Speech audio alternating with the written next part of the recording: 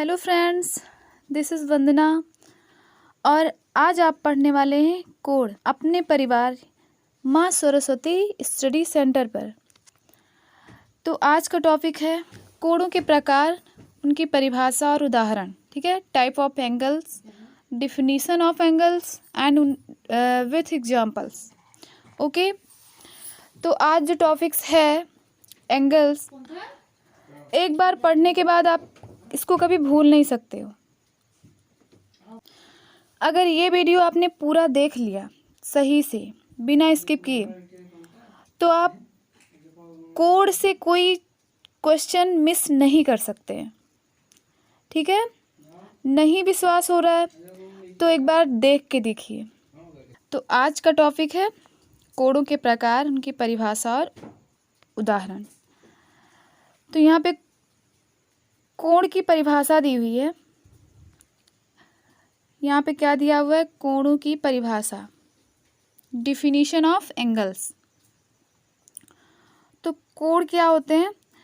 दो किरणों के मध्य की आकृति कोण कहलाती है। क्या है? दो किरणों की मध्य की आकृति क्या कहलाती है? कोण कहलाती है। जैसे एक कोण का निर्माण तब होता है जब दो रेखाएं या किरण या फिर रेखाखंड एक दूसरे से मिलती हैं, तो किसका निर्माण होता है? कोण का निर्माण होता है। जैसे यहाँ पे देखिए, यहाँ पे दो किरणें या रेखाखंड आके यहाँ पे एक बिंदु पे मिल रही हैं, जिससे क्या बन रहा है? कोण। तो इसकी डिफिनीशन क्या हो जाएगी? दो किरणों के मध्य की आकृति क्या कहलाती है? कोण कहलाती है। नेक्स्ट है कोण के प्रकार। क्या है? कोण के प्रकार।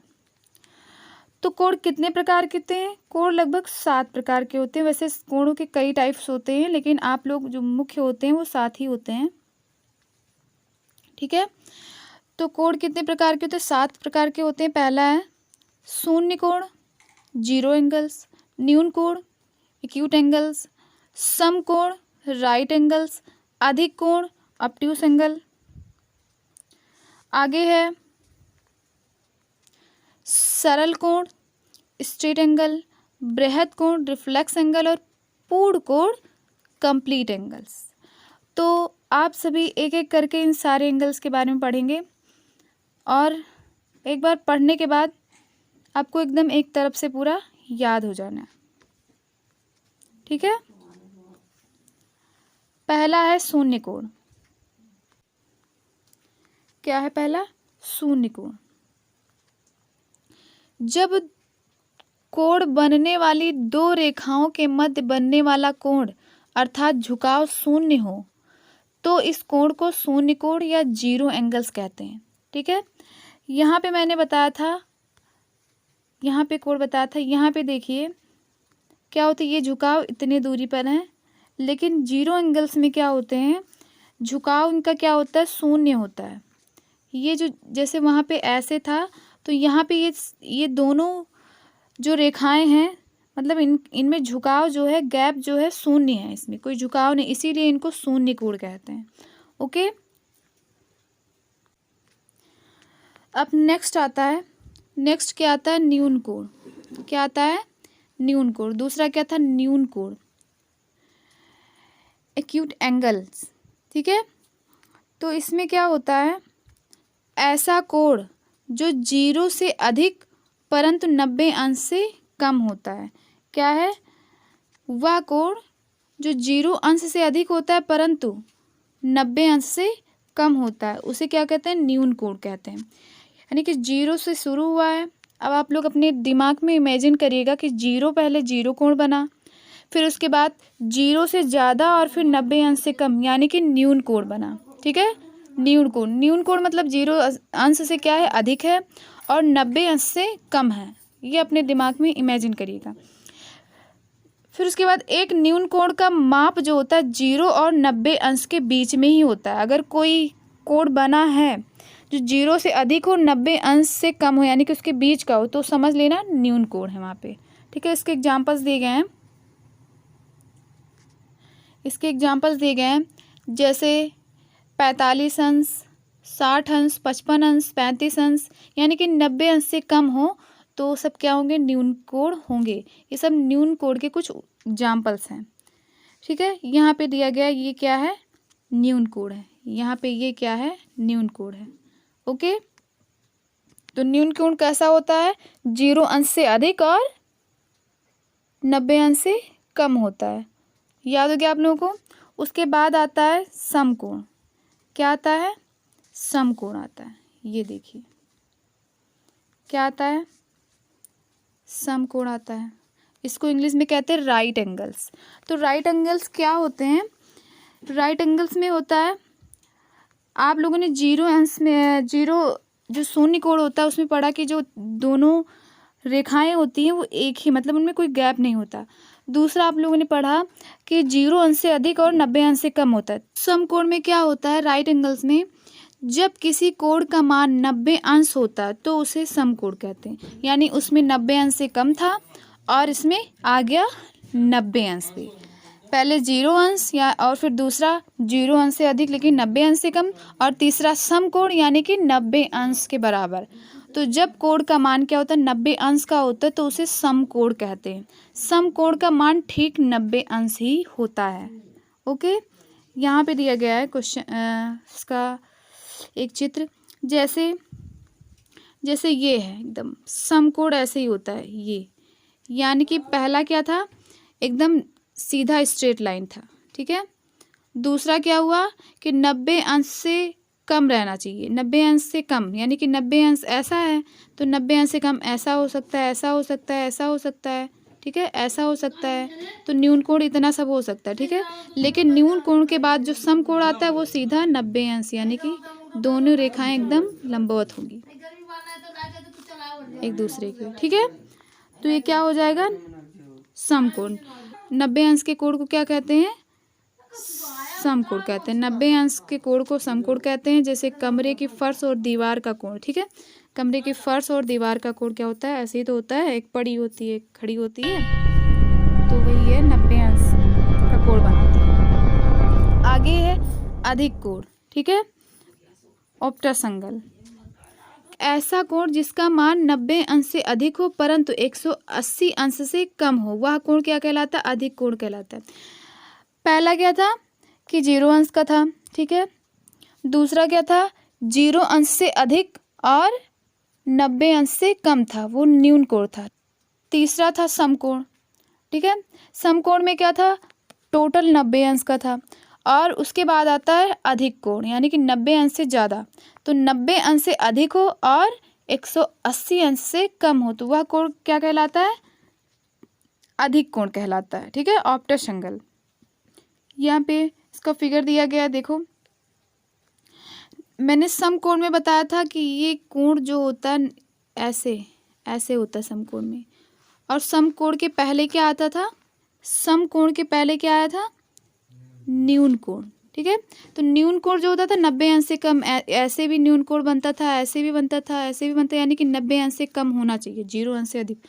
और समकोण में क्या, सीधा 90 अंश का होना चाहिए। लेकिन अधिक कोण में क्या है, 90 अंश से, यानी कि इतने से क्या है, ज़्यादा है, यानी इतना है 90 अंश से ज़्यादा। और जो 180 अंश होता है वो क्या होता है, सीधा इतना होता है। ठीक है, 180 अंश क्या होता है, पूरा एक यहाँ और एक यहाँ। ठीक है, पूरा इतना होता है।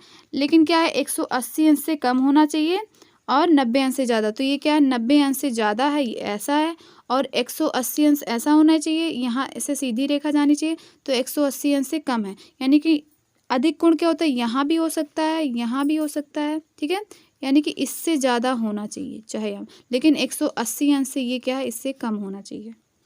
ठीक है, समझ में आ गया आप सबको, अधिक कोण।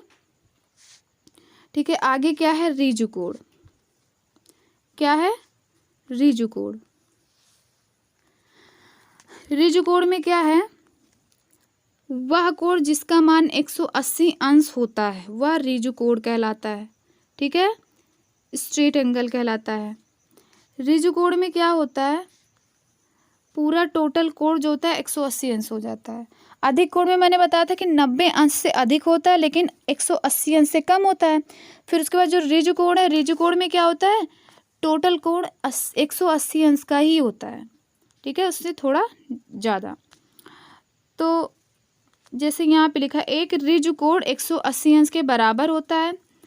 इसमें कोण बनाने वाली दोनों रेखाएं विपरीत दिशा में होती हैं। ठीक है, जैसे यहाँ पे दिया गया है, यहाँ पे ये देखिए, ये मुख्य बिंदु है और एक रेखा इधर है जो यहाँ पे समकोण बनाती थी, वो यहाँ पे अधिक कोण हो गई थी और यहाँ पे सीधी रेखा में एक दूसरे के विपरीत हो गई, यानी कि ये क्या हो गई, ये क्या हो गई, 180 अंश का कोण बना रही है।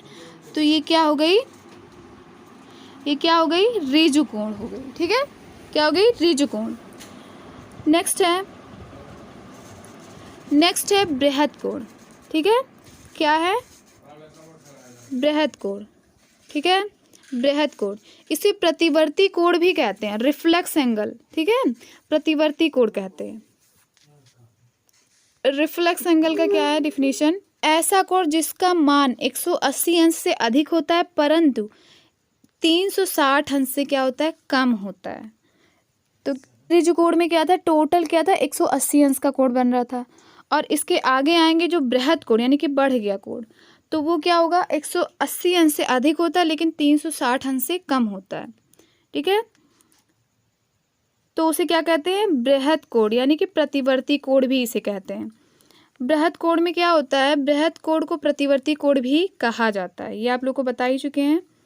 फिर ये कोण के प्रतिवर्ती कोण 180 अंश से अधिक, ठीक है, 180 अंश से अधिक, 118 इज ग्रेटर देन m, जो है क्या, m को मान लेते हैं बृहद कोण। ठीक है, वो कोण है बृहद कोण का, और 360 से कम है, 316 लेस देन क्या है, m, तो उसका मतलब 360 अंश से कम होता है, जहाँ m क्या है, कोण है।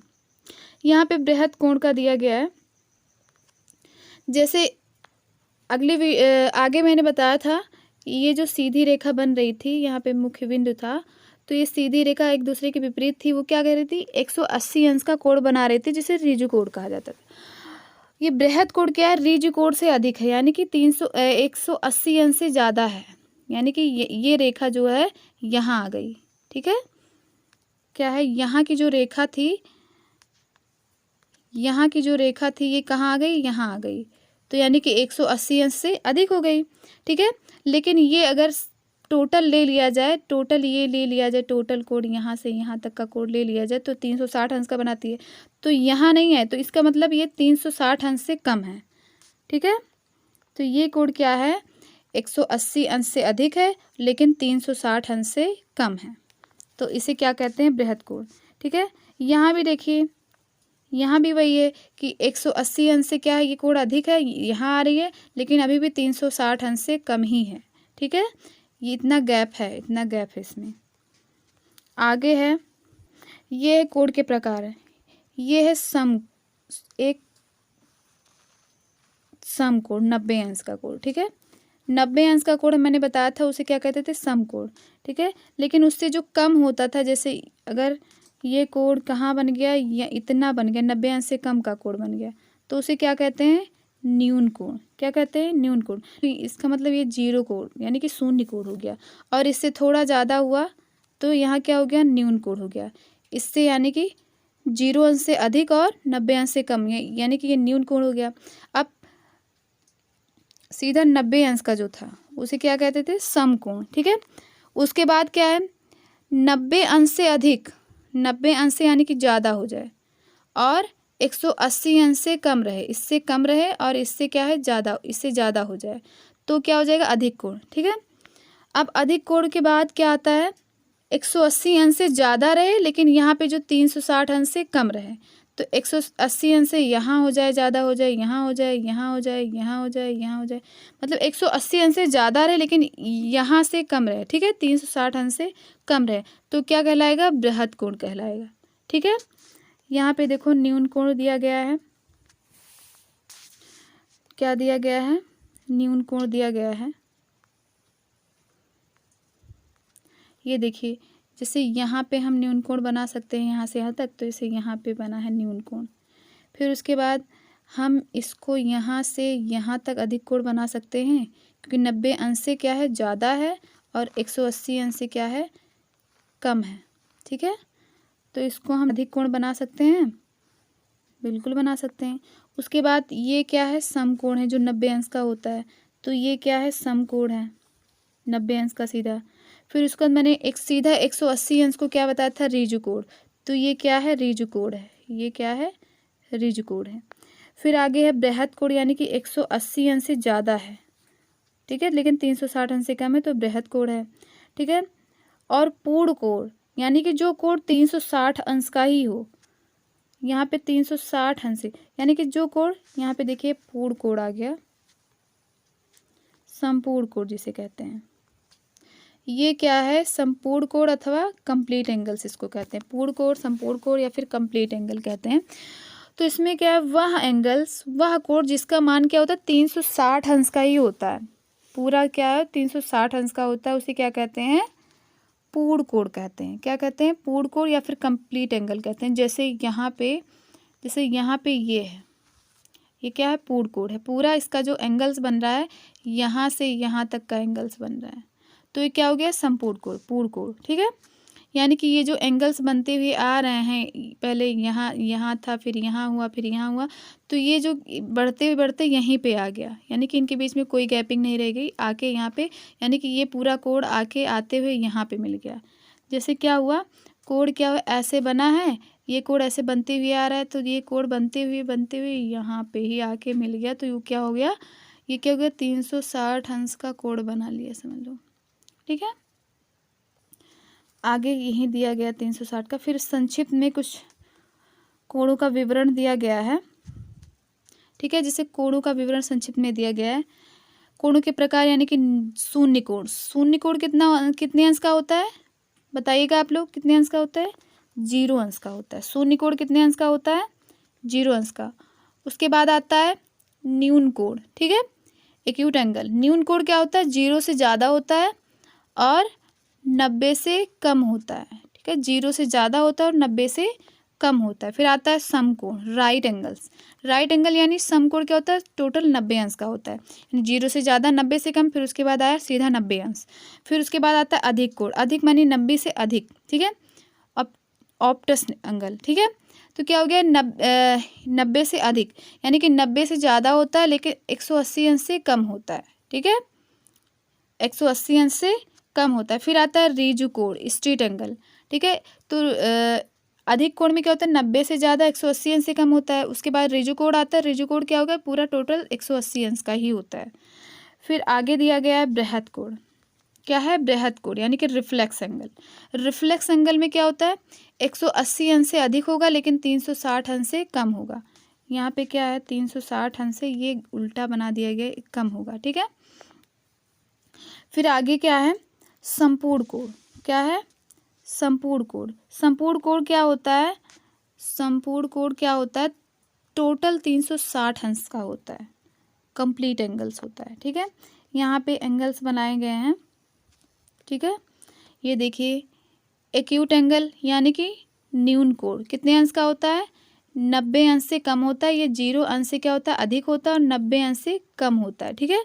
तो ये क्या हो गया, एक्यूट एंगल। आगे क्या है, राइट एंगल यानी कि समकोण। समकोण यानी कि 90 अंश का होता है। उसके बाद ऑप्टस एंगल जो 90 अंश से अधिक होता है लेकिन 180 अंश से क्या होता है, कम होता है, ठीक है। यहाँ पे जो बन रहा है, तो ये 120 अंश का है, तो इसका मतलब 90 अंश से अधिक है लेकिन 180 अंश से कम है। यहाँ पे क्या है, 90 अंश का टोटल है, ठीक है। आगे क्या है, स्ट्रेट एंगल। स्ट्रेट एंगल यानी कि ऋजु कोण। ये क्या होता है, an angles that is actually 180 degree. यहाँ पे क्या है, ये क्या है, टोटल 180 डिग्री यानी 180 अंश का है, ठीक है। फिर आता है रिफ्लेक्स एंगल, ठीक है। क्या आता है, reflex angle. An angle that's greater than 180 and less than 360। यहाँ पे देखिए क्या होता है, ये 180 यानी कि 180 अंश से ज़्यादा होता है। क्या होता है, 180 अंश से ज़्यादा, लेकिन क्या होता है, 180 अंश से ज़्यादा लेकिन क्या होता है, 360 अंश से कम होता है, ठीक है। फिर आ गया full angle. Full angle, an angle that is actually 360।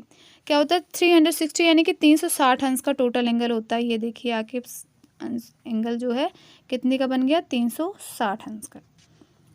कुछ महत्वपूर्ण तथ्य दिए गए हैं, आप लोग को बता देना। यदि दो रेखाएं परस्पर प्रतिच्छेदित करती हैं, यदि दो रेखाएं परस्पर प्रतिच्छेदित करें तो वह कोण क्या होगा, शीर्षाभिमुख कोण बनेगा। क्या बनेगा, शीर्षाभिमुख कोण। वे रेखाएं जो एक ही रेखा के समांतर होती हैं वे परस्पर समांतर रेखाएं होती हैं।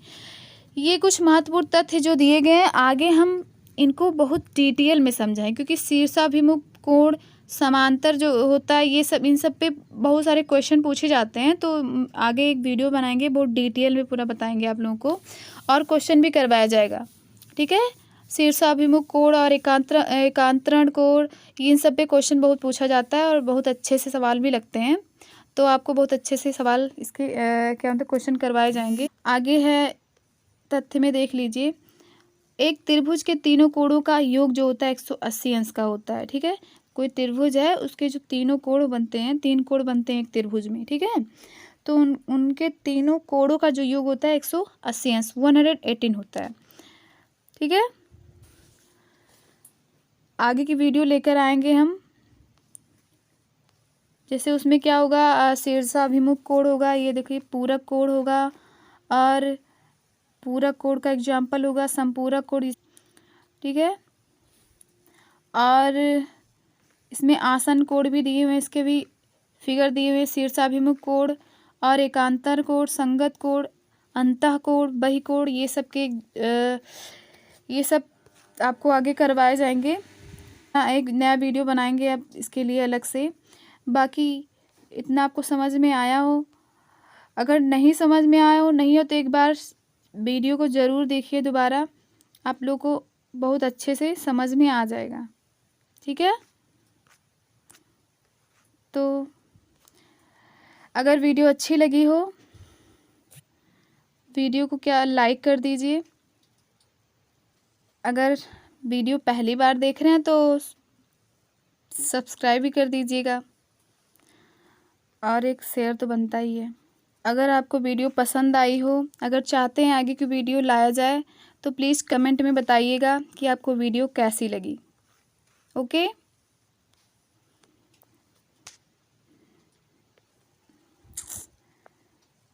तो आज यहीं तक, बाकी next day. Thanks for watching.